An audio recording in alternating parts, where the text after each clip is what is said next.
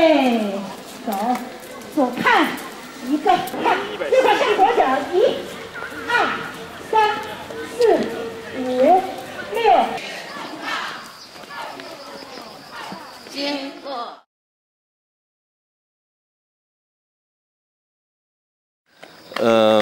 The way it's going now in the West, I think, as a kind of monocultural, with this monocultural fixation on freedom and peace, I don't think that at the end we all are so happy. So, and I think if you talk about freedom and peace, and it should count for everybody and not only for the happy few. Yeah, the difference between the West and the East, sometimes it's very difficult to see what the differences are and where it goes to and where it's come from and so on, and who is copying who.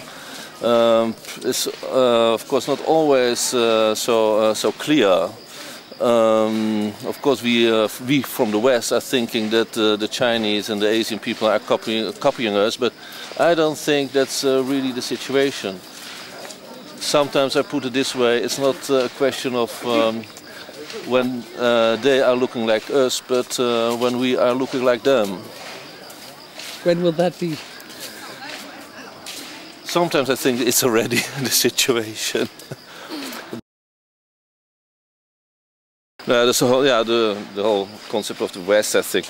That's you have to be a little bit careful with that, I think. Especially when there are so many people who have probably other ideas, and when you are of course capable of pushing your opinion through by like the Americans having a gun on your hip and having a big bank account, then it's easy to of course put things straight and say how the world should be. But if you're not in that position, then it's always not so nice to hear all those people saying how it should and what's so important.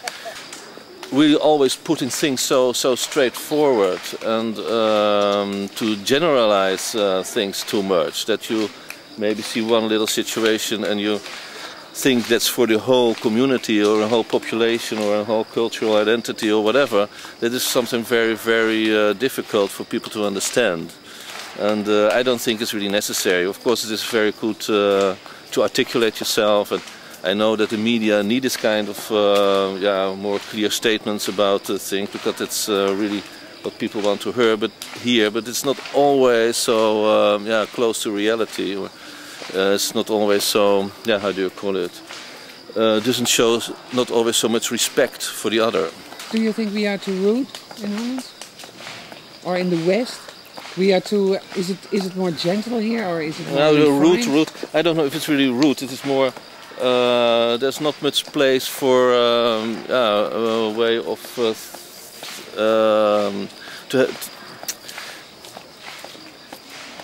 it's very difficult, I think, for most of the people in the West to think about other kind of solution, all kind of possibility, an alternative. They always think that the way it goes in the West is the only way it should go, and that that kind of arrogancy or this kind of self-referential belief, I'm not so sure if that's always so interesting. I think she agrees with you. I think so too. I never voted, so I really don't know. No, but you know what's happening there, of course. Yeah, a little bit. Obama and McCain. But who do you think is going to win? Of course, I hope that McCain will win, because then after 4 years, America is over. But of course, everybody hopes. I hope that somebody else will. Take the lead. I think here you have here in China. I think China, maybe more than other Asian countries. The small freedom, the freedom on the street is very big, and everybody lives his personal little freedom. They're quite happy with it. The big freedom is, of course, not so big, as we all know. And in the West, it's a little bit the other way around. The small freedom on the street is very small. Dress code, speech code, you can't do this, you can't do that, you have to do this, you have to do that, and so on. The whole professional attitude is quite restricted, I think.